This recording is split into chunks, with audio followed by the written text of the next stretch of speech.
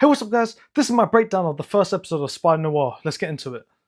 It starts off with a montage about why he stopped being Spider-Man for the last 5 years, and this is because of his lover, called Ruby, who introduced the phrase, great power comes great responsibility to him.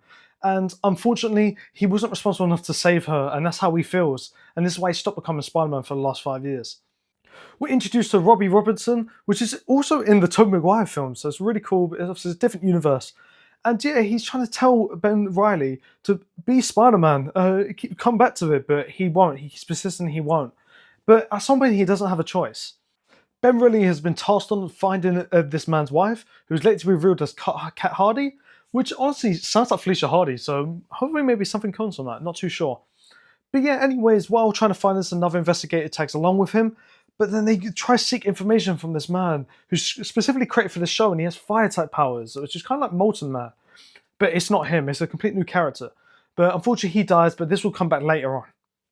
We're introduced to the main villain of the show called Silvermane, who's kind of like a kingpin type figure. He has so much power over the city because Spider-Man's been gone for so long. There's no one there to really stop him.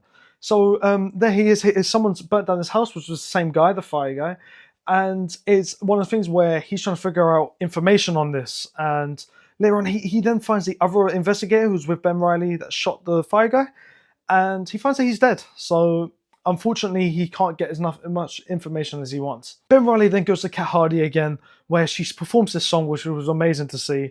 And it seems like a big focus on the episode in terms of like music, and it was really cool. Cat Hardy was accompanied by Flip Marko, who was also in the Tobey Maguire Spider-Man film, which was really cool. And again, it's a whole new universe, new character, but still, it's really cool to see. After a little altercation, Flip Marko then follows him to a high-up construction type site. It's really cool to see this because they have a fight, and all of a sudden his sand powers gets revealed. It's kind of like a horror type scene. I really liked it.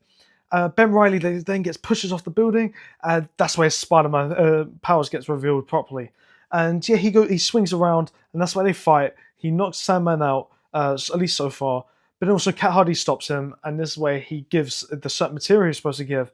And yeah, that's kind of like near where it ends. Flip Marko has then gone missing, so Cat Hardy has to go to Ben Riley again, since he's an investigator, to go find him. And that's where it ends. Overall, that was a really good episode. It was a great introduction to the character, and kind of like his backstory in terms of like why he stopped being Spider-Man. So yeah, we see how that goes throughout this series.